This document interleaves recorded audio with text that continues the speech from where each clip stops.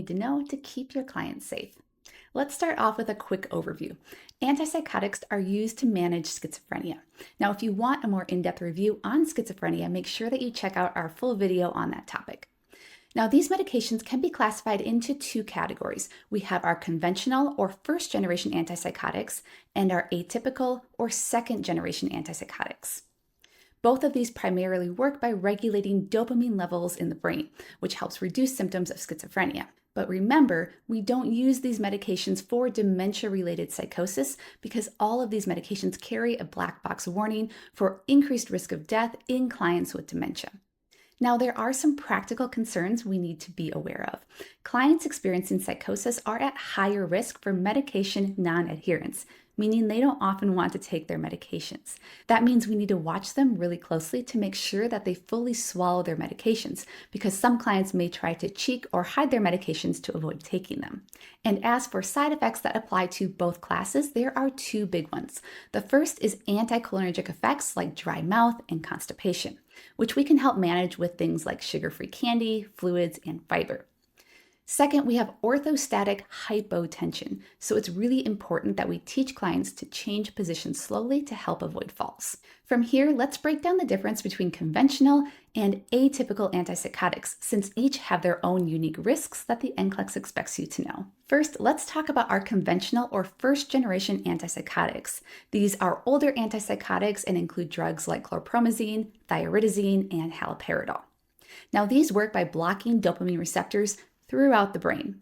Now, that's great for reducing positive symptoms of schizophrenia, like delusions and hallucinations, but blocking dopamine receptors throughout the entire brain can actually increase negative symptoms like lack of motivation, anhedonia, low energy, and flat affect. Blocking dopamine receptors in the brain also causes other serious side effects, which the NCLEX will test you on.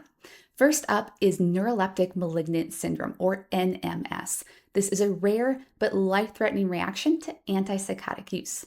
Now, pay attention to these hallmark symptoms, which are fever, muscle rigidity, and altered mental status. If you see these on the NCLEX in a client who's taking an antipsychotic, these are going to be your priority findings. You need to stop the antipsychotic immediately, notify the provider, and anticipate providing supportive care like cooling blankets, IV fluids, and respiratory support. The second big issue we see with conventional antipsychotics are extrapyramidal symptoms, or EPS, which present as abnormal or involuntary movements. Now, EPS are not usually life-threatening, but they can be very distressing. So nursing care primarily focuses on reassuring the client that they're going to be okay and administering prescribed medications to reduce these symptoms. These medications include anticholinergics like benztropine and diphenhydramine, as well as benzodiazepines like lorazepam. Now, if you're thinking, I don't even remember what extrapyramidal symptoms are, that's okay. We're going to go through each one to get a better sense of what these look like in clinical practice. Okay, so there are four main types of extrapyramidal symptoms that you need to be able to recognize. The first is acute dystonia. These are sudden, painful muscle spasms, often in the face, the neck, or the back. Now, these are typically not life-threatening unless the muscle spasms start to compromise the airway. Then this is going to be a medical emergency. Second, we have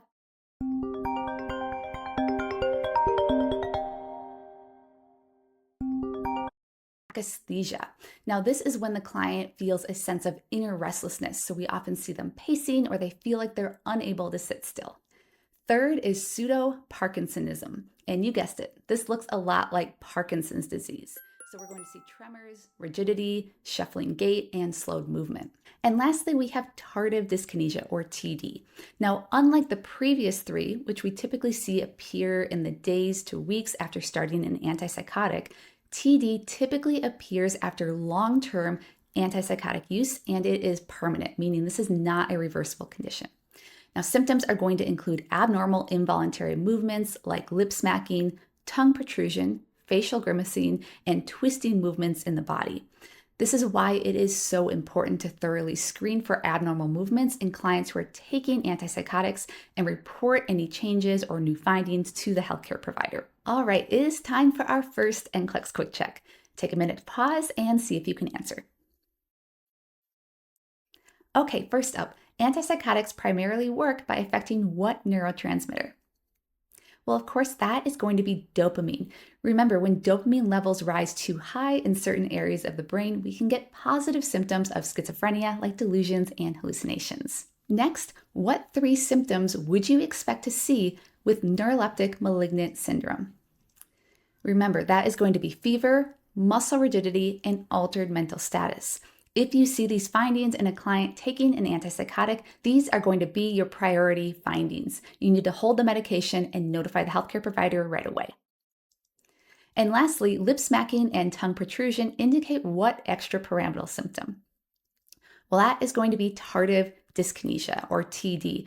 And remember, TD typically develops after long-term antipsychotic use, and this is not reversible. This is why it is so important to screen for abnormal movements in clients who are taking antipsychotics. Okay, so in addition to neuroleptic malignant syndrome and extrapyramidal symptoms, conventional antipsychotics also come with some very common side effects that you're likely to see show up on the NCLEX. First are our anticholinergic side effects, and these are easy to remember because we just need to think of our rhyme. Can't see, can't pee, can't spit, can't. I'll let you fill in the blank, but you can see the picture. So of course we need to monitor for urinary retention because catheterization may be needed if this becomes severe.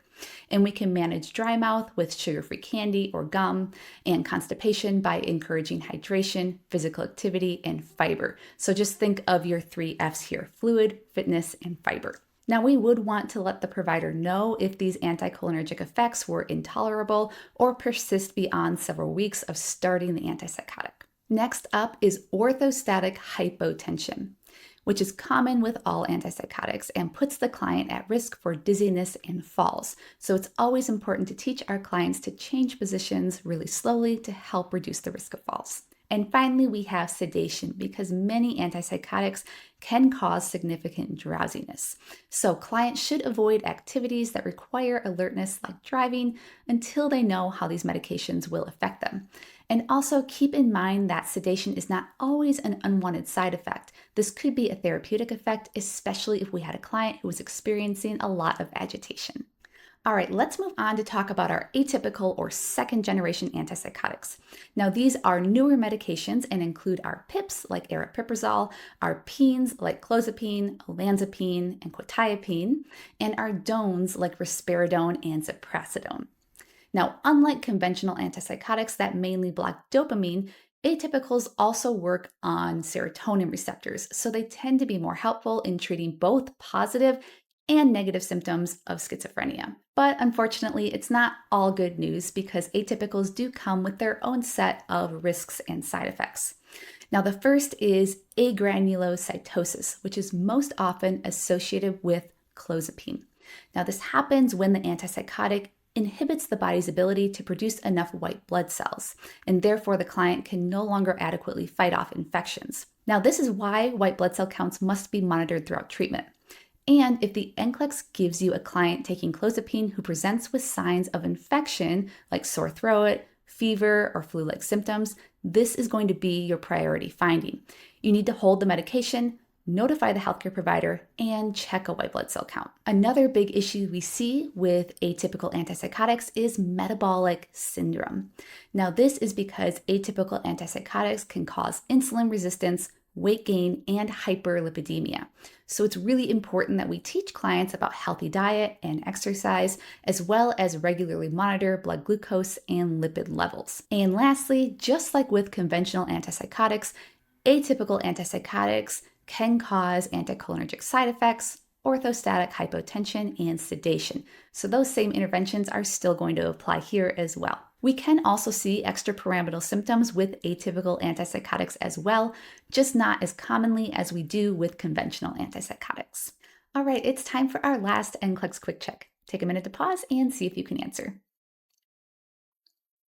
All right, first up, a client taking haloperidol reports experiencing dry mouth. What should the nurse offer? We can offer sugar-free gum or candy, and of course hydration, which will go a long way in helping to alleviate that dry mouth. Next, true or false, metabolic syndrome is more commonly associated with first-generation antipsychotics. Well, we know that is False. Metabolic syndrome is more commonly associated with second generation or atypical antipsychotics. Our extrapyramidal symptoms like akathisia and dystonia are more common with our first generation antipsychotics. And lastly, clozapine is associated with what potentially life-threatening reaction?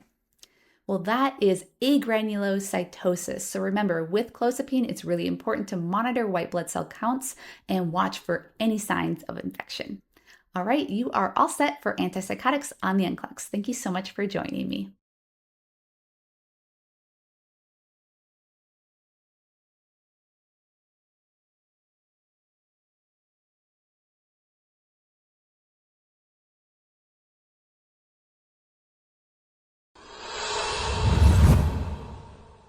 Hi, this is Dr. O with NCLEX Bootcamp. In this lecture, we're covering anxiolytics and sedative hypnotics. These are the medications that we use to reduce anxiety and manage insomnia. But before we talk about specific medication classes, let's look at the big picture. Now, most of the medications in this group, including our benzodiazepines, our barbiturates, and the Z-hypnotics, all work in the same general way. They are CNS depressants, meaning that they depress the central nervous system, and that's how they calm anxiety and promote sleep. But it's also why they share major safety risks like respiratory depression and sedation, which is why we advise clients not to mix these drugs with other CNS depressants and to use caution with tasks requiring alertness. Now, of course, we know the NCLEX is a safety-focused exam, which is why it's so important to understand this general idea. Now, the exception to this class is buspirone. Buspirone does not cause CNS depression. Instead, it works by stimulating serotonin receptors, which makes it safer in certain populations and very different from the other anxiety drugs. Let's start by taking a closer look at our benzodiazepines. These are easy to recognize because they all end in lam or pam, with examples including alprazolam, lorazepam, clonazepam, and diazepam, which is Valium. Now, benzodiazepines work by enhancing the effects of GABA, which is the brain's main inhibitory neurotransmitter. So when GABA increases, the brain slows down, leading to CNS depression, which causes relaxation, sedation, and seizure suppression.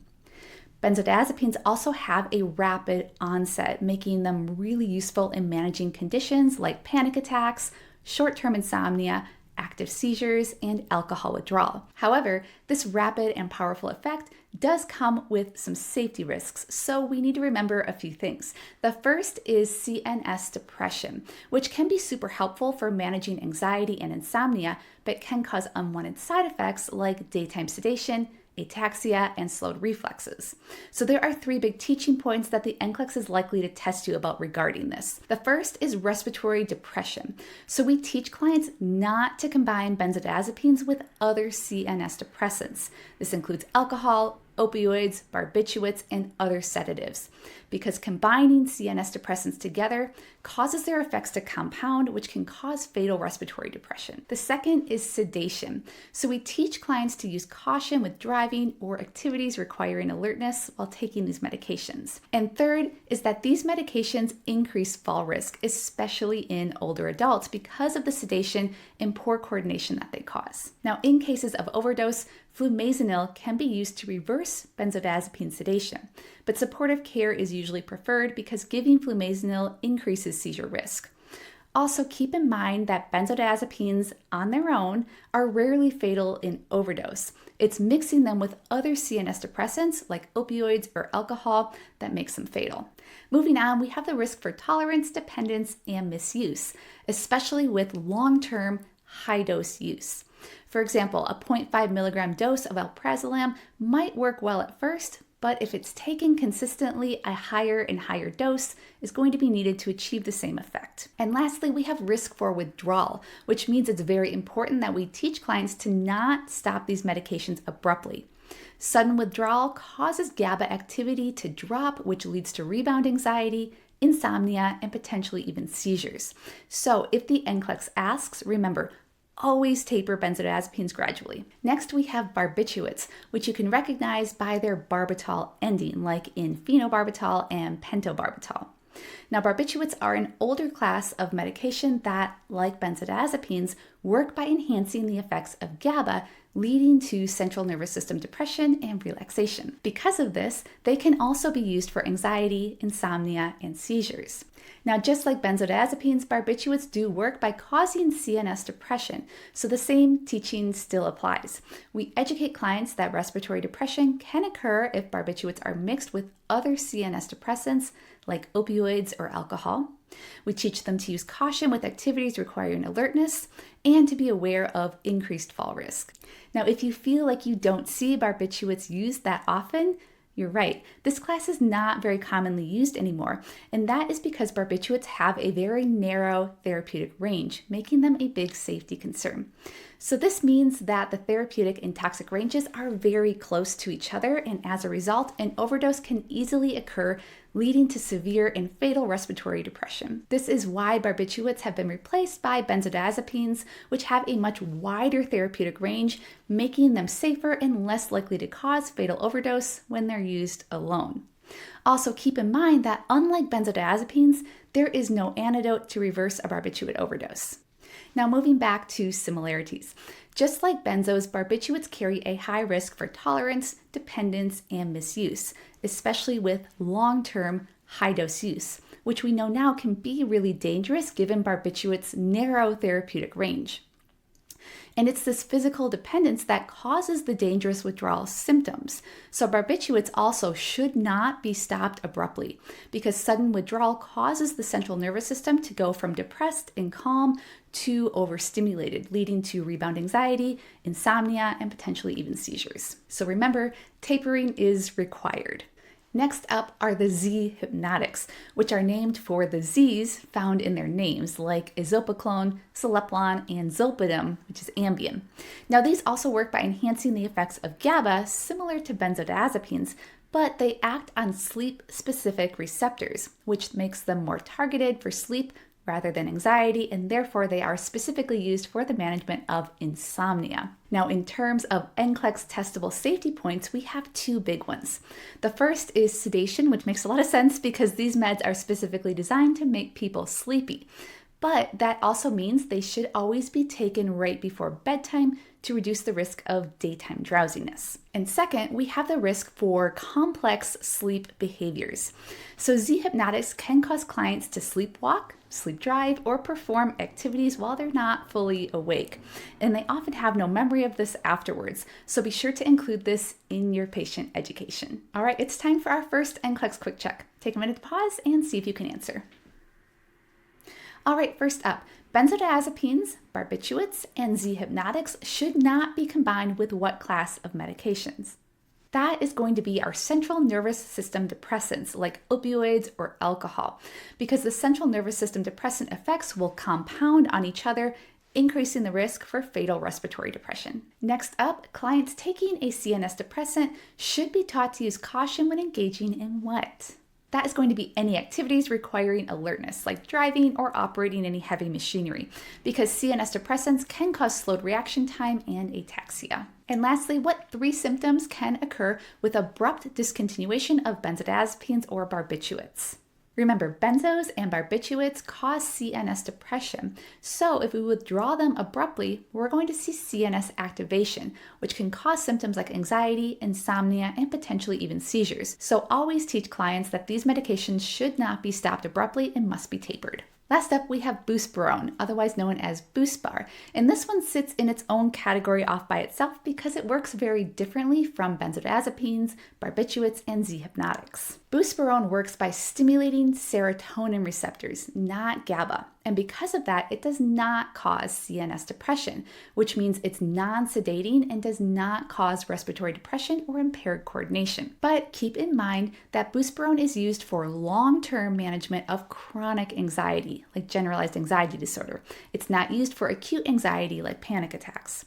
That's because it has a delayed onset, often taking several weeks to reach its full effect. Another big advantage is that buspirone is non-addictive, meaning it carries no risk for tolerance, dependence, or withdrawal, which makes it a great option for long-term management of anxiety. Now, one key safety point we need to remember is that buspirone affects serotonin receptors.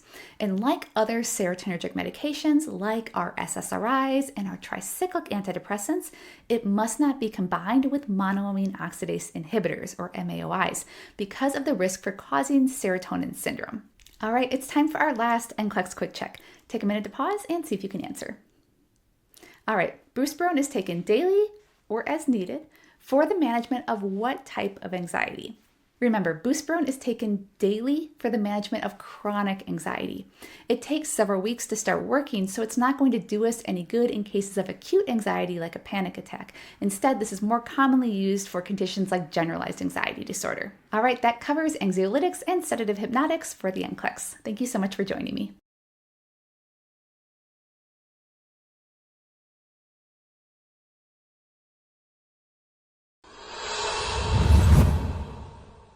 Hi, I'm Courtney, and welcome to this lecture on asthma and COPD medications.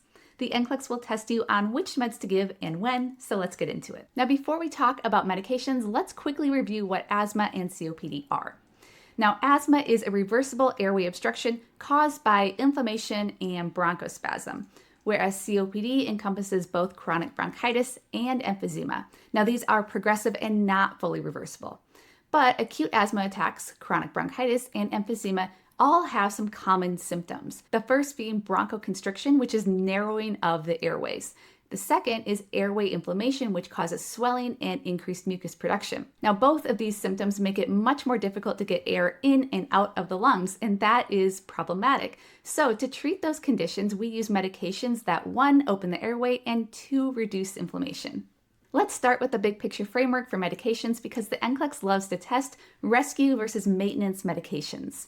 So rescue medications are also called relievers, and these work fast. These are going to include our SABAs and SAMAs, which open the airway quickly, which is bronchodilation, during acute asthma attacks or COPD exacerbations. Then we have our maintenance medications, also called controllers. These include our LABAs, our LAMAs, our inhaled corticosteroids, and our leukotriene modifiers. These medications are taken every single day to reduce inflammation and prevent bronchospasm. So if the NCLEX gives you a client with sudden wheezing or acute shortness of breath, you're reaching for your rescue medications, not your maintenance medications. Now, before we get into specific medication classes, there are three big considerations for inhaled medications that the NCLEX is going to want you to know. The first is that order of use is really important. So if you're giving two inhalers, make sure to use the bronchodilator first before the inhaled corticosteroid. This is going to make sure that those airways are nice and open so that when you give the inhaled corticosteroid, it can get deeper into the lungs and more effectively reduce inflammation. And remember, if you're using a metered dose inhaler, you want to shake that canister first, then after a full exhale, seal the lips around the inhaler, inhale for 5 seconds while depressing the canister, hold the breath for 10 seconds, then exhale slowly. Now, the timing of when we give these medications is also really important. So if you need to give the same medication again, you can do it 1 minute later. But if you're giving a dose of a different medication, we need to wait 5 minutes in between doses. And if your client struggles with the coordination of depressing the canister and inhaling at the same time, we're going to recommend a spacer because this helps deliver more medication into the lungs rather than just the back of the throat. All right, now let's talk about our bronchodilators. And this is going to include our beta agonists. These work by stimulating beta 2 receptors in the lungs, which activates the sympathetic nervous system. That's our fight or flight response. This is going to trigger bronchodilation to open up those tight, inflamed airways. However, beta 2 stimulation isn't just limited to the lungs. These medications also activate beta receptors elsewhere in the body, and this causes central nervous system stimulation. So it makes sense that we're going to see side effects like increased blood pressure, palpitations, tremors, insomnia, and even increased blood glucose. So make sure to monitor heart rate and blood pressure and blood sugar, especially if your client is diabetic. Now, beta agonists are split into two groups. We have our short-acting or our SABAs and our long-acting or our LABAs. Now, the SABAs, like albuterol and levoalbuterol, are your rescue inhalers. These work really fast to give immediate relief from bronchospasms. So we teach our clients to always carry these with them in case of an acute exacerbation. But if they're using their SABA more than twice a week, this is a red flag that their asthma is not well controlled, and this can be dangerous because too much of a short-acting beta agonist can lead to dangerous side effects like tachydysrhythmias, seizures, and rebound bronchospasms. Our LABAs, like salmeterol and formoterol, are taken daily on a fixed schedule to keep airways open for about 12 hours. These are not rescue medications. However, formoterol, when combined with an inhaled corticosteroid, is the exception to this rule, and it can be used for both maintenance and acute relief because it works really quickly. But remember, LABAs should never be used alone in asthma because it increases the risk for asthma-related death. Now let's look at our muscarinic antagonists. These are also called anticholinergics, and these block parasympathetic stimulation, which reduces bronchospasm and cuts down on mucus production. So we also divide these into two categories. We have our short-acting and our long-acting medications. Our short-acting muscarinic antagonists, or SAMAs, include ipratropium, which works quickly and can be used for rescue or short-term bronchodilation. We also have our long-acting muscarinic antagonists, like tiotropium. These take longer to kick in, but they last up to 24 hours, making them really great for maintenance therapy in COPD and asthma. Now, these medications are anticholinergic drugs, which means they can cause anticholinergic side effects, like dry mouth. So if the NCLEX asks, encourage your clients to drink fluids and use sugar-free gum or candy to help relieve this side effect. Our last bronchodilator category is our methylxanthines, with theophylline being the classic example of this. Now, theophylline relaxes smooth muscle in the airway to improve airflow, but it's not used much anymore because it has a really narrow therapeutic range.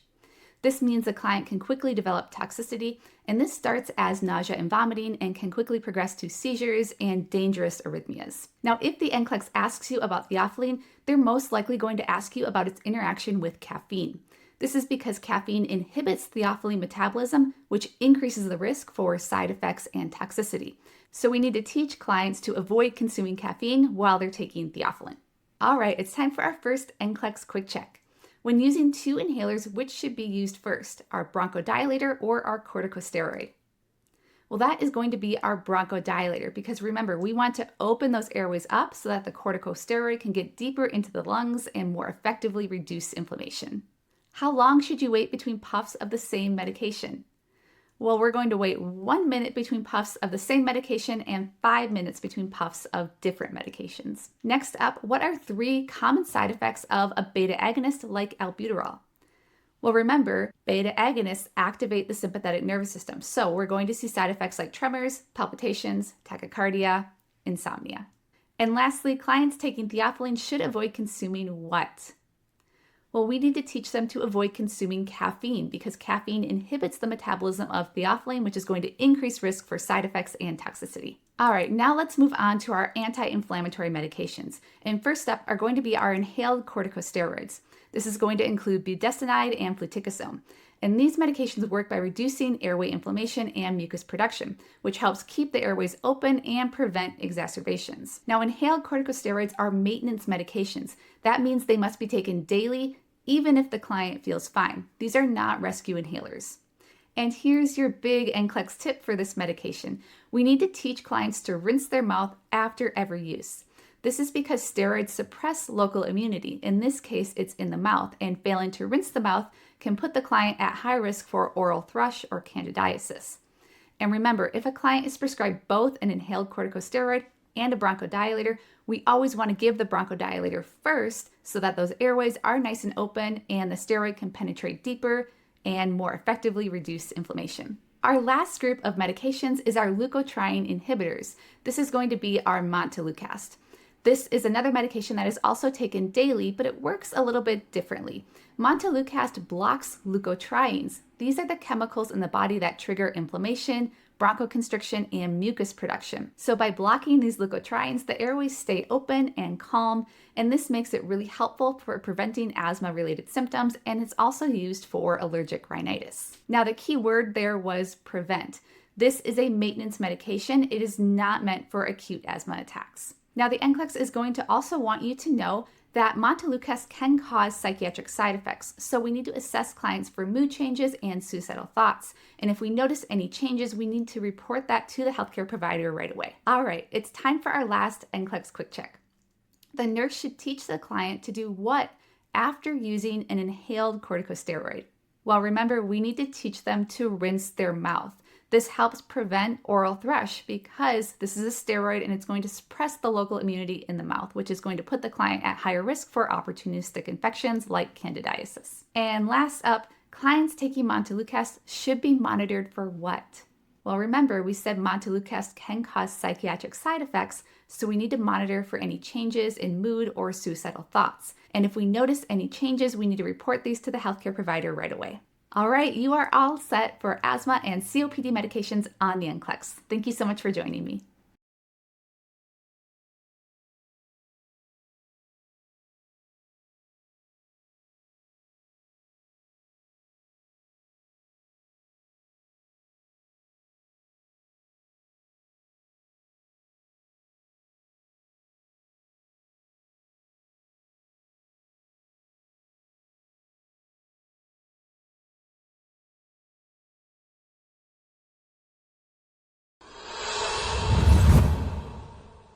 Hi, I'm Dr. O with NCLEX Bootcamp.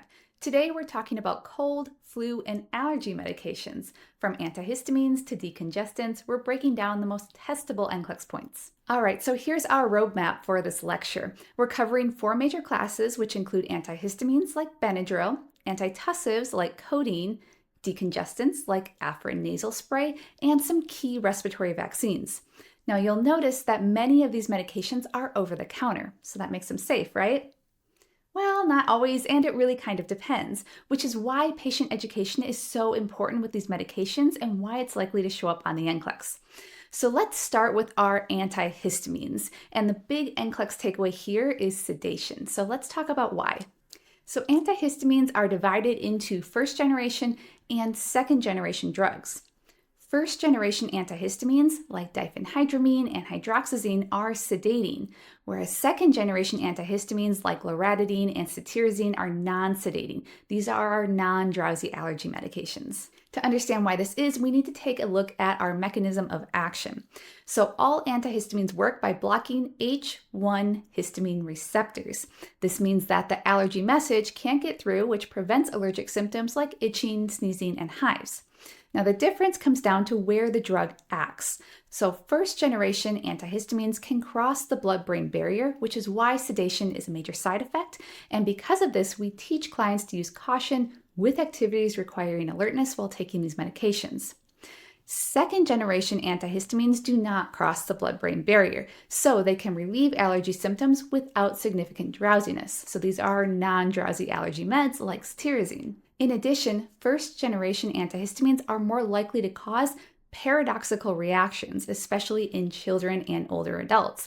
And this means that instead of sedation, we're going to see restlessness or irritability, which is a classic NCLEX twist. And finally, anticholinergic side effects are primarily seen with first-generation antihistamines as well. So it's common to see side effects like dry mouth, blurry vision, constipation, and urinary retention. Speaking of anticholinergic effects, this topic deserves its own discussion because the NCLEX loves to test on it. And the cause is pretty simple. Anticholinergic effects occur when acetylcholine receptors are blocked, hence anticholinergic. Now, in other words, we're blocking the communication system of the parasympathetic or rest and digest nervous system, which leads to drying effects throughout the body. So those drying effects are going to present as dry eyes or blurry vision, urinary retention, dry mouth, and constipation. So to remember this is easy because we just need to make it rhyme. So we can't see, can't pee, can't spit, can't poop. Also, we need to keep in mind that confusion is also a common anticholinergic effect in older adults. Now, there are several drug classes that are notorious for causing anticholinergic effects. So to remember these, think these agents affect acetylcholine. So that's going to include our tricyclic antidepressants like amitriptyline and nortriptyline, our antihistamines, first generation like diphenhydramine, antipsychotics like haloperidol and olanzapine, where we often see anticholinergic side effects used as distractor options. So on the NCLEX, don't confuse anticholinergic effects with signs of a life-threatening reaction to antipsychotics like muscle rigidity or fever. And finally, we have our antispasmodics like oxybutynin. So this is all well and good, but of course we're most concerned with how this is going to show up on the NCLEX. Well, first we need to know who should not take anticholinergics. So if the NCLEX asks you about this, look for the client with narrow angle glaucoma because anticholinergics will increase intraocular pressure making glaucoma worse. Next, we might see a question related to urinary retention. So the best thing that we can do here is to monitor for bladder distension and difficulty voiding. Dry mouth is also common, so if you're asked about appropriate interventions, look for the options with sugar-free gum or candy, because this helps to stimulate saliva production without overloading the client on sugar. Constipation, of course, is another NCLEX favorite, so whether it's from an anticholinergic medication or some other cause, encouraging adequate fluids and fiber are helpful options. And finally, we want to avoid anticholinergic medications in older adults whenever possible, because remember, these can cause confusion, which increases the risk for delirium and falls, which is a big safety concern. All right, it's time for our first NCLEX quick check. Take a minute to pause and see if you can answer.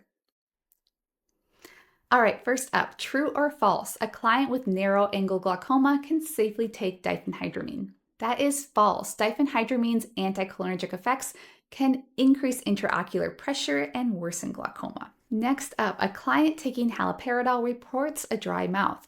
Which intervention is appropriate? Should we report this finding to the healthcare provider or offer the client some sugar-free candy? Remember, haloperidol is an antipsychotic, which we know can cause anticholinergic effects. So dry mouth is an expected side effect of these medications and can be managed with supportive care like sugar-free gum or candy. All right, our little anticholinergic side quest is now over and we're moving on to antitussives, which are medications used to suppress the cough reflex.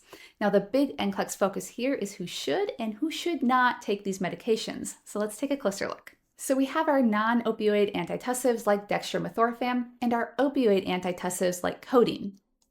Now their mechanism of action is fairly straightforward. They suppress the cough reflex. Now we're going back to that key NCLEX concept of who should and who should not take antitussives. So we need to remember that antitussives are indicated for a dry, non-productive cough. We avoid use in productive coughs, meaning that if a client is coughing up mucus, they should not take antitussives, because if we suppress a productive cough, all that mucus is going to stay in the lungs instead of being cleared, which can easily lead to infection. We also need to remember that just like a lot of other medications, antitussives can cause drowsiness and dizziness. So again, we advise caution with activities requiring alertness like driving while they're taking these medications. And finally, we need to remember that codeine is an opioid, which means it causes central nervous system depression, and this includes respiratory depression. So the same safety teaching applies here, and we use extra caution in clients already at high risk for respiratory depression. This is going to include our older adults, clients with COPD, and those who are taking other CNS depressants like benzodiazepines or alcohol. All right, we're moving on to decongestants, which can clear a stuffy nose fast, but if you use nasal sprays for too long, they can actually make congestion worse. So our NCLEX focus here is the 3-day rule. Common examples in this class include systemic decongestants like pseudoephedrine, and nasal sprays like oxymetazoline, which is Afrin, and phenylephrine. Now, these medications work by causing vasoconstriction of the nasal blood vessels, which reduces swelling in the nasal passages, thereby relieving congestion. But first, we need to remember that decongestants cause vasoconstriction by way of central nervous system stimulation, which means they can also increase heart rate and increase blood pressure. So before giving them, it's really important that we assess clients for uncontrolled hypertension and cardiovascular disease, because decongestants can make these conditions worse. And if a client reports things like palpitations, tachycardia, or dizziness, this needs to be reported to the provider. Okay, now we're circling back to that 3-day rule, because this is a classic NCLEX test point. So clients must be taught to limit the use of nasal sprays to no more than 3 days to prevent rebound congestion. And this is where the nasal passages actually become more congested once the medication wears off, which creates a cycle that is really tough to break. And finally, keep in mind that decongestants are often combined with expectorants like guaifenesin. So if you see this medication on the NCLEX, remember that the big testing point here is to encourage fluid intake to help thin out those secretions and improve clearance. All right, let's wrap up with our key respiratory vaccines. And this is where age and risk factors really matter on the NCLEX. For example, the pneumococcal vaccine is recommended for adults over the age of 65. So there are three key respiratory vaccines that the NCLEX expects you to recognize.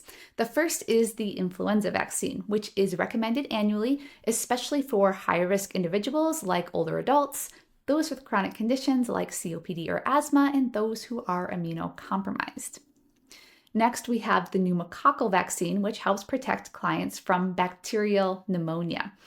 Now, this is recommended for adults over the age of 65, as well as younger high-risk clients like those with chronic lung disease like COPD, or those who are immunocompromised like with HIV. And finally, we have the COVID-19 vaccine, which is recommended to reduce the risk of severe illness, hospitalization, and death, especially in older adults, and again, our high-risk populations. So if you see this one on the NCLEX, be sure to keep in mind that this is a preventative safety intervention. It's not a treatment. All right, it's time for our last NCLEX quick check. Take a minute to pause and see if you can answer. All right, first up, antitussives are indicated for a productive or non-productive cough. They're indicated for a non-productive cough because remember, suppressing a productive cough can cause mucus retention and worsen the risk for infection. Next up, true or false, clients with cardiovascular disease should be cautioned about using decongestants. That is true. Remember, decongestants cause vasoconstriction by way of CNS stimulation, which can increase heart rate and blood pressure, and this makes them risky for clients with cardiovascular disease or those with uncontrolled hypertension. And lastly, nasal decongestant sprays like oxymetazoline should be used for no longer than how many days? We need to remember our 3-day rule because using nasal decongestants for longer can cause rebound congestion. This leads to worsening nasal congestion and medication dependence. All right, that covers cold, flu, and allergy medications on the NCLEX.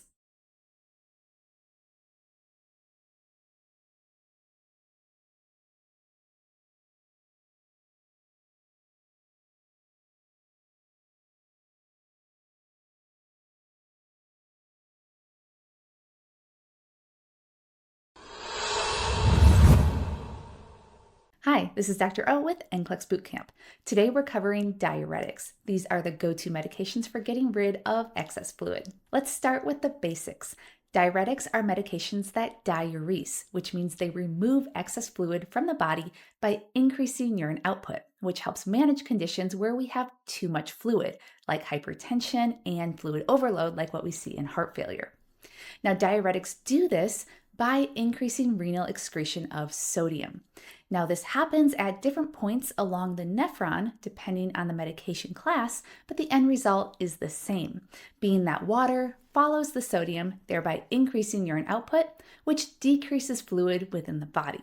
Now, as fluid is lost through the urine, circulating blood volume decreases, which lowers blood pressure and decreases cardiac workload. Sounds great, right? Well, mostly, but remember, we're causing a loss of fluid and we're altering electrolytes, which can cause some unwanted side effects. The three big ones are dehydration, electrolyte disturbances. Specifically, we worry about potassium because, as you might remember, diuretics can be either potassium wasting or potassium sparing. And third, we have increased urinary frequency. So let's take a closer look. So we can see here that those three side effects show up in our big picture considerations that apply to all diuretics. The first is dehydration. This is because the more fluid that we push out of the body, the higher the risk for dehydration becomes. So we monitor for signs of dehydration like oliguria, confusion, and rapid weight loss, as well as things like dry mucous membranes, poor skin turgor, and low blood pressure. And of course, tracking daily weights is one of the best ways to track fluid status. Now, fluid loss lowers circulating blood volume, which brings us to our next risk of orthostatic hypotension. And that's why client teaching is key here. We teach clients to change positions slowly to avoid dizziness and falls. Our second big concern is electrolyte disturbances. And we especially worry about potassium when it comes to diuretic use. This is because diuretics are classified into two categories. We have our potassium wasting diuretics, which cause potassium loss, and our potassium sparing diuretics, which cause potassium to be retained. So depending on the diuretic, potassium levels can drop too low or rise too high. And we know that alterations in potassium can lead to dangerous cardiac dysrhythmias. This is why it is so important to monitor labs closely and watch for red flag symptoms of potassium abnormalities like irregular pulse, muscle cramping, or muscle weakness. And our third big concern is increased urinary frequency. Now, diuretics increase urine output, so clients will naturally need to void more often, and this is a normal finding. But the timing of administration really matters here. So if the NCLEX asks, we teach clients to take diuretics in the morning to prevent nocturia, because fewer nighttime bathroom trips means a lower fall risk, especially in older adults. And remember, the NCLEX is a safety-focused exam, so fall prevention is always a big priority. All right, it's time for our first NCLEX quick check. Take a minute to pause and see if you can answer. All right, first up, to reduce the risk of falls in clients who are taking a diuretic, clients should be taught to do what? Remember, we teach clients to change positions slowly. This is because diuretics decrease blood volume, which increases risk for dizziness and falls if clients stand up or change positions too quickly. Next up, what time of day should diuretics be administered? Remember, we teach clients to take diuretics in the morning because giving diuretics too close to bedtime will cause a need for increased urination throughout the night, which significantly increases fall risk, especially in older adults. Okay, now let's take a closer look at our individual classes of diuretics, starting with our potassium wasting diuretics, which include our loop and thiazide diuretics. Starting off with our thiazide diuretics, the most common example here is hydrochlorothiazide. Now, like all diuretics, thiazides can reduce renal perfusion if too much fluid is lost. Because if too much fluid is lost, we have less circulating blood volume, which leads to reduced kidney perfusion. So we monitor kidney function by keeping an eye on BUN and creatinine levels. Now remember, thiazide diuretics are potassium wasting. So we need to watch for and immediately report any signs of hypokalemia because low potassium increases the risk for dangerous cardiac dysrhythmias. So we need to recognize early warning signs like an irregular pulse, flattened T waves if we're looking at an ECG, and muscle cramping. Now, to prevent hypokalemia, we encourage intake of potassium-rich foods. So foods like bananas, oranges, raisins, and potatoes can all come to the rescue here and are excellent choices if the NCLEX asks you to select meal options. We also need to keep in mind that thiazide diuretics can increase blood glucose. Now you might be wondering what thiazide diuretics have to do with blood glucose. Well, this happens because low potassium interferes with insulin release from the pancreas. And less insulin means glucose stays in the bloodstream, leading to higher blood glucose levels. And this can make blood glucose more difficult to control in our diabetic clients. So it's important to monitor blood glucose levels really closely in clients with diabetes. Next up, we have our loop diuretics, which are also potassium wasting. And examples here include bumetanide, torsemide, and of course furosemide, which is Lasix and probably one of the most common examples you'll see on the NCLEX. Now these are powerful diuretics, so they come with some important safety considerations. Again, all diuretics can reduce renal perfusion because of the fluid loss that they cause. So we continue to keep a close eye on kidney function by monitoring labs like BUN and creatinine. Now again, loop diuretics are potassium wasting. So hypokalemia is the big side effect we need to watch out for because remember, low potassium puts clients at risk for dangerous cardiac dysrhythmias. So red flags to look for include, again, an irregular pulse, flattened T waves if we're looking at this on an ECG, and muscle cramping. Now, to prevent hypokalemia, we encourage potassium-rich foods. So if the NCLEX asks you to select food options, look for those bananas, oranges, raisins, and potatoes, just like we did for the thiazide diuretics. And finally, we have the risk for ototoxicity. Because remember, rapid IV push of furosemide can cause hearing loss. So if the NCLEX asks, remember, IV furosemide must always be administered slowly, over 1 to 2 minutes. All right, now let's talk about our potassium sparing diuretics.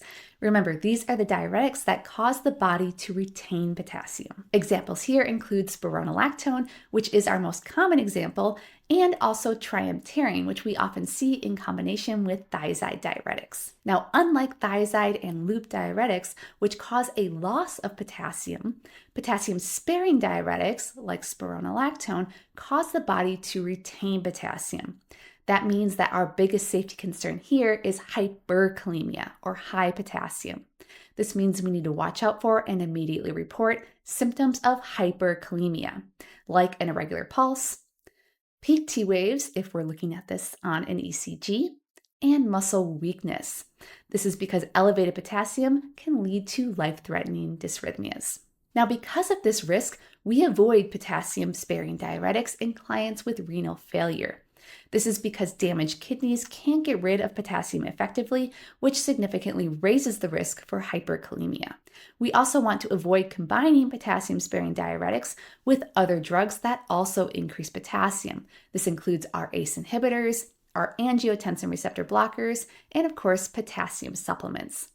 Now, client teaching is key here. We teach clients to avoid high potassium foods, which means clients need to stay away from foods like oranges, bananas, raisins, and potatoes. And if the NCLEX asks you what else these clients should be avoiding, look for salt substitutes because many of these contain potassium chloride.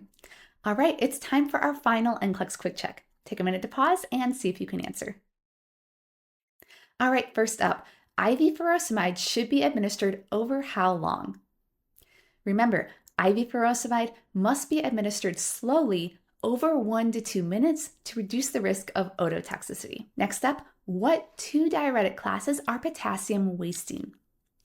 That is going to be our thiazide and loop diuretics, which are potassium wasting, not to be confused with spironolactone, which is potassium sparing. And lastly, clients taking a potassium-sparing diuretic should avoid consuming what? Remember, with potassium-sparing diuretics, we want to reduce the risk for hyperkalemia or high potassium. So we want these clients to avoid potassium-rich foods like oranges, bananas, raisins, and potatoes, as well as salt substitutes because many of these contain high levels of potassium as well. All right, you are set to tackle diuretics on the NCLEX. Thank you.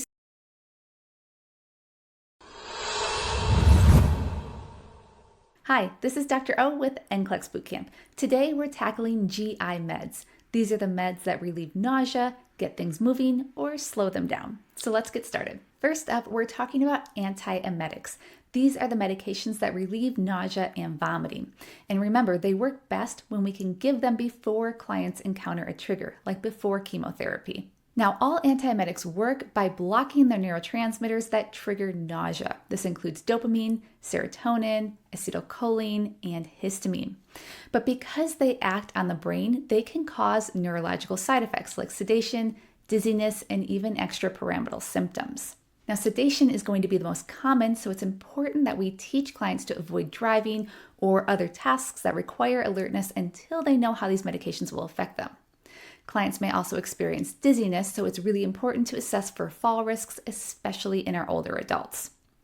Now, some antiemetics, specifically the ones that block dopamine, can cause extrapyramidal symptoms like tremors, muscle rigidity, or involuntary movements. Now, if you see these, they need to be reported to the healthcare provider right away. Now, to break things down a little further, let's take a look at our three major antiemetic classes. We have our serotonin agonists, our prokinetics, and our antihistamines and anticholinergics. So let's go through them one by one. First up are our serotonin antagonists. Now, these are easy to recognize because they all end in cetron, with ondansetron being the most common, which is Zofran. Now, these work by blocking serotonin receptors to relieve nausea and vomiting. Now, the big thing the NCLEX wants you to know about these is that ondansetron can prolong the QT interval, which increases the risk for cardiac dysrhythmias. This means we need to monitor an ECG for clients who are at high risk, like those who have a history of heart disease or those who are taking other drugs that can prolong the QT interval. And we also need to remember that if you're giving ondansetron before chemotherapy, make sure to give it about 30 minutes before treatment for it to most effectively prevent nausea. Next up, we have antidopaminergics, and examples here include promethazine and prochlorperazine. Now, if these sound familiar to you, it's because some antidopaminergics, like prochlorperazine, are also classified as first-generation antipsychotics, but at lower dosages, they also make good antiemetics. Now, because antidopaminergics block dopamine receptors, just like antipsychotics do, they carry the same risk for extrapyramidal symptoms. So if you see abnormal movements like dystonia, akathisia, or tremors, these need to be reported to the healthcare provider right away. And antidopaminergic medications are also known to cause sedation and anticholinergic effects, so use extra caution in older adults. And lastly, the big safety concern with promethazine is that it can cause severe tissue damage if extravasation occurs. So if a client is receiving this medication via IV, make sure to monitor the site really closely and teach the client to report any pain or burning at the IV site. Moving on, we have our prokinetics, and the main one to know here is metoclopramide, also known as Reglan. Now, this one works by increasing GI motility and speeding up gastric emptying, which helps relieve nausea and vomiting. This one also works by blocking dopamine receptors, which can lead to neurological side effects like extrapyramidal symptoms. And with long-term use, we can even see tardive dyskinesia. So remember, it is really important to assess these clients for any involuntary movements like lip smacking or tongue protrusion and report any new findings or changes to the healthcare provider. And if the NCLEX asks you who shouldn't take these medications, look for the client with a suspected bowel obstruction, because stimulating motility when the bowel is blocked can lead to bowel perforation. Our last category of antiemetics are antihistamines and anticholinergics. Now, examples here are going to include diphenhydramine, hydroxyzine, and scopolamine. Now, these work by blocking both the histamine and acetylcholine receptors that trigger nausea. And the main side effect that we are likely to see here is sedation. So again, clients should avoid tasks that require alertness, like driving, until they know how these medications are going to affect them.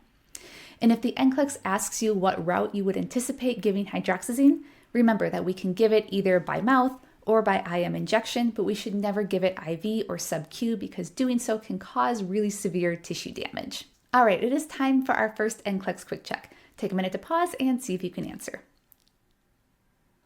Okay, first up, ondansetron can cause what cardiac dysrhythmia? Well, that is going to be QT prolongation, which is why we want to be extra cautious when we're giving this medication to a client who is already taking other QT prolonging drugs.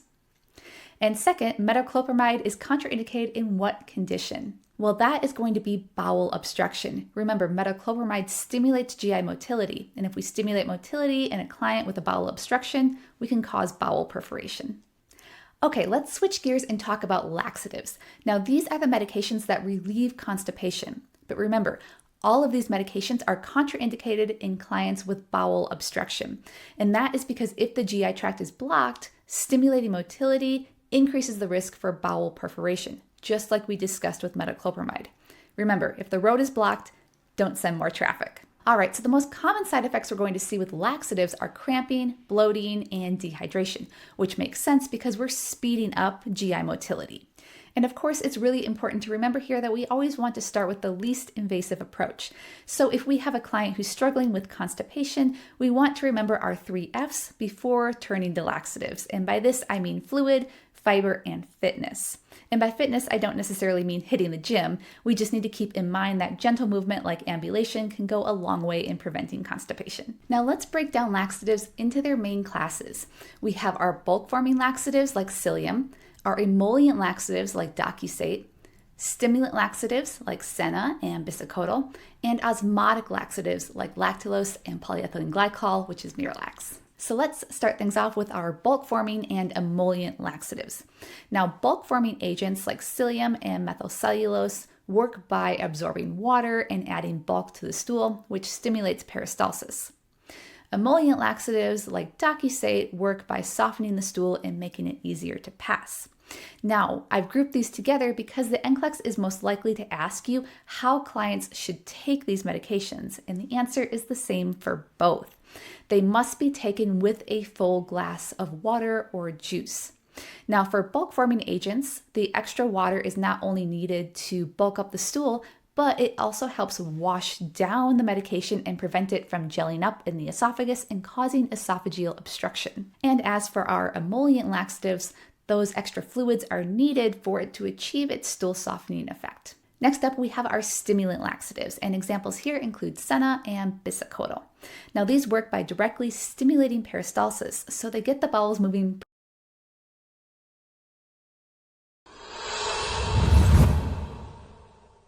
Steroids, acne medications, burn cream, and sunscreen might not seem like they belong in the same lecture, but they actually do fall under one category. Hi, I'm Dr. O with NCLEX Bootcamp, and today we're talking integumentary medications, because when it comes to the NCLEX, this topic is more than just skin deep. All right, so here's our roadmap for this lecture, and we're starting off with the big picture, talking about general nursing considerations for all topical medications. Then we're going to move into the three major drug groups of topical corticosteroids, burn medications, and acne medications. From there, we're wrapping things up with photosensitivity and sunscreen education. All right, first up, we're talking general nursing considerations. Now, because topical medications are applied directly to the skin, the nursing considerations focus heavily on safe application and preventing systemic absorption. So, topical medications should be applied to clean, dry skin for best results. Next, we need to be sure to wear gloves when applying topical medications to protect ourselves from accidental exposure and to prevent cross-contamination between patients. Now, be sure to avoid applying topical medications to broken or irritated skin unless it's specifically ordered this way, because damaged skin will allow for increased absorption, meaning more medication will be absorbed into the bloodstream than what was intended. And finally, we apply only a thin layer because more is not better and more will not increase effectiveness, but it will increase the risk for adverse effects. And finally, don't apply heat over topical medication because heat increases absorption through the skin, which increases the risk for medication toxicity. Another topical form of medication are transdermal patches, like clonidine, nitroglycerin, and fentanyl patches, which deliver medication through the skin and into the bloodstream. Now, there are a few major safety points the NCLEX expects you to know. So first, always remove the old patch before applying a new one to prevent overdose. Second, be sure to label the patch with the date and time of application. And third, remember to rotate application sites to prevent skin irritation and breakdown. And keep in mind, when you're choosing that application site, we want to avoid areas below the knees or elbows for best absorption. Okay, let's move into our first drug category, topical corticosteroids. Examples here include hydrocortisone, triamcinolone, and clobetasol. Now, topical corticosteroids are commonly used to treat inflammatory skin conditions like eczema, psoriasis, and contact dermatitis. However, while these medications are applied to the skin, topical corticosteroids can be systemically absorbed.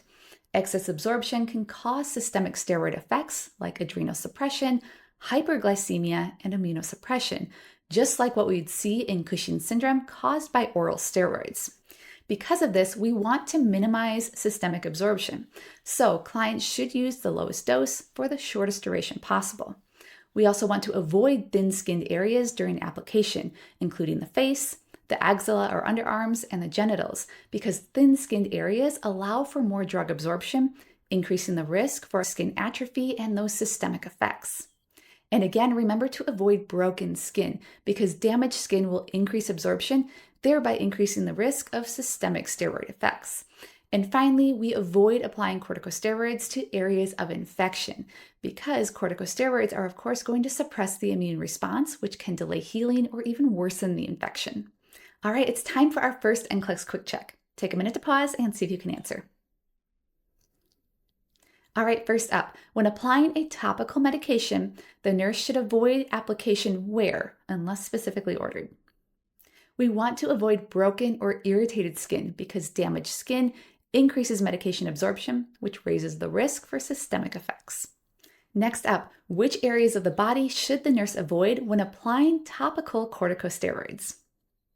We want to avoid thin-skinned areas like the face, axilla or underarms, and genitals because thinner skin allows increased absorption, causing a higher risk for local skin atrophy and systemic effects. We're moving on to our burn medications, and the most important drug to know here is silver sulfadiazine. So silver sulfadiazine is used to prevent and treat infection in burned skin. Now, there are two major safety considerations with silver sulfadiazine that the NCLEX expects you to know. First, look at the name, silver sulfadiazine. This medication belongs to the sulfonamide family of antimicrobials, like sulfamethoxazole, which is found in Bactrim. Therefore, silver sulfadiazine is contraindicated in clients with a sulfonamide or sulfa allergy. So always be sure to check allergies before administration. And second, this medication should be applied to burns using sterile or aseptic technique to prevent infection. Remember, burned skin has lost its protective barrier, so infection control is really critical. All right, next we have acne medications, and there are two main categories here. We have our topical acne medications such as benzoyl peroxide and tretinoin, and our oral acne medications like isotretinoin, which is Accutane. Now, with topical acne medications, we need to keep in mind that these medications commonly cause photosensitivity, meaning the skin becomes more sensitive to sunlight. Because of this, clients should avoid sun exposure and wear sunscreen. Topical acne medications are also known to cause dryness and peeling, so don't get tripped up here. This is an expected finding and not usually a reason to stop treatment. Now, the acne medication that gets the most NCLEX attention is isotretinoin or Accutane. Now, isotretinoin is used for moderate to severe acne, and it has two major safety concerns that the NCLEX does expect you to know. First is that isotretinoin is teratogenic, meaning it can cause severe birth defects. Because of this, clients of childbearing age must use two forms of reliable contraception while taking isotretinoin. They must also enroll in a pregnancy monitoring program like iPledge, which requires an agreement to avoid pregnancy and regular pregnancy testing before their prescriptions can be filled or refilled. The second major safety concern with isotretinoin is its mental health effects. So isotretinoin has been associated with depression and suicide. So we want to, of course, assess a baseline mood and teach clients to immediately report any changes in mood. Now let's finish up with an important concept you're going to see across multiple medication classes, and that is photosensitivity. Now, several medications can cause photosensitivity, meaning that they reduce the skin's natural protection against UV radiation. This increases the risk for severe sunburn and rash when the skin is exposed to those UV rays. Common examples include acne medications like isotretinoin and benzoyl peroxide, and certain classes of antibiotics like our fluoroquinolones, our tetracyclines, and our sulfonamides. So if the NCLEX asks you about client education for photosensitivity, we teach clients two things. One, avoid midday sun exposure when UV radiation is the strongest by either staying indoors or wearing sun protective clothing. And two, to apply sunscreen about 30 minutes before sun exposure. Also, don't forget to emphasize that clients need to reapply sunscreen every 2 hours or after swimming or sweating, because sunscreen protection decreases over time and is washed away or diluted by things like water and sweat. All right, we've made it to our last NCLEX quick check. Take a minute to pause and see if you can answer. First up, what contraindications should the nurse assess for before administering silver sulfadiazine? Because it's a sulfonamide, we need to assess for a sulfa allergy before administration to prevent an allergic reaction. Next up, what are two key safety concerns the nurse should educate a client about before starting isotretinoin? We need to remember that one, isotretinoin is highly teratogenic, so pregnancy must be strictly prevented. And two, it's been associated with mood changes, including depression and suicide. So we teach clients to report any changes in mood immediately. And last up, what two teaching points should the nurse include for a client taking a medication that causes photosensitivity? Remember, photosensitivity increases the risk for severe burns and rash. So clients should be educated to 1, avoid midday sun exposure when UV rays are the strongest, and 2, to wear sunscreen. And with that, we've got this topic covered. Thank you so much for joining me.